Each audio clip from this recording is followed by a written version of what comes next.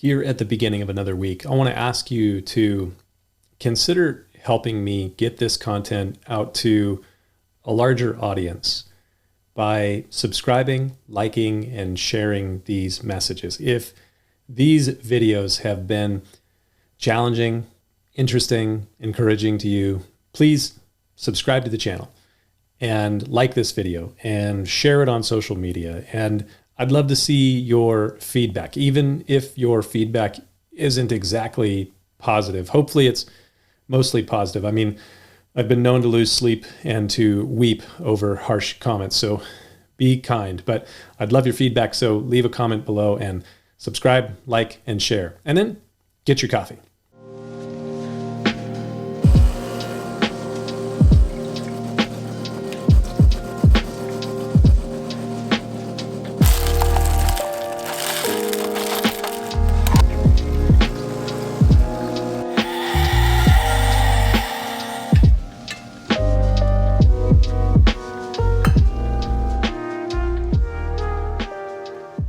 It is an important day in America, and tomorrow will be an important day as well. The next 48 hours could be rather eventful, especially in our nation's capital.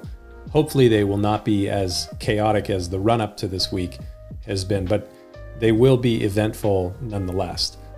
I try my best to be not overtly political in my rhetoric.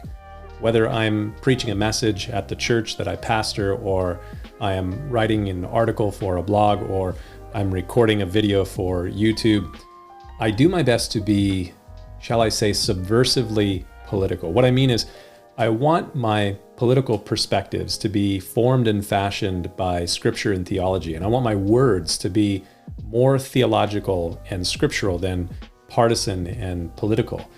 But while I aim to be not overtly political in my rhetoric, I'm sure that it is mostly apparent what my general political leanings are. I mean, I am a Protestant evangelical pastor, so my bent is likely clear. But though it may be clear, my hope is that my worldview, as I said, will be more scriptural and theological than partisan and political.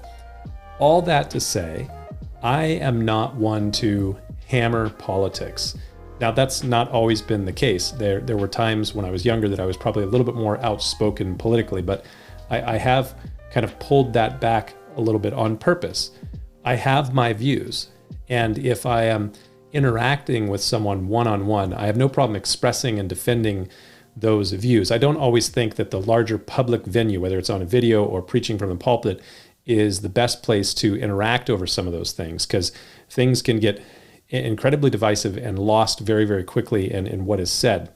So I am not a fan of the politics is life and politics is effectively religion sort of thinking that seems in some areas of our culture to be now dominating the landscape at this moment.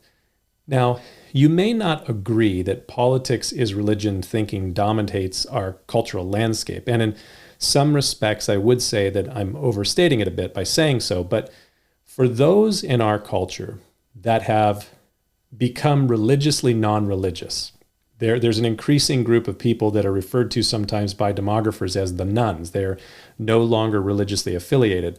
For those that are now non-religious, politics is filling the vacuum left by the absence of religious affiliation. And as a result, politically divisive rhetoric is increasing. We all see this as the case. And it is increasing in such a way that some are now using inflamed, vitriolic, and even malicious language when speaking about those whose ideological and political leanings are not in alignment with their own. And this is dividing friendships, it's dividing families, and it is regrettable. It's woefully unfortunate that this is happening. You can tell that politics has become religion for an individual when they refer to those that do not hold to their political views, their political doctrines, as outsiders and even enemies. They begin to speak with a religious zeal and a fundamentalist radicalism when talking policy and governance. Trust me when I tell you, this does not end well. And I'm quite certain that this is not the direction that we want to be going. It is not as big of a step as you might think, moving from social media cancellation to plotting against the outsiders as to how you might destroy them. And the frightening thing is that zealots, whether they are religious or political zealots, and sometimes the line between the two is almost non-existent, but zealots have a way of masquerading abominable hatred in a veneer of righteousness.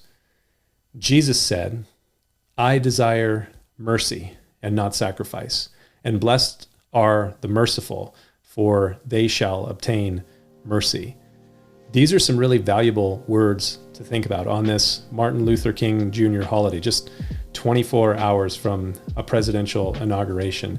Nearly 53 years ago, zealotry boiled over into hatred and became murderous. And I don't think that's what we want to see in our nation again. This is not a good path. And hopefully we can change course, and hopefully we'll see you next time.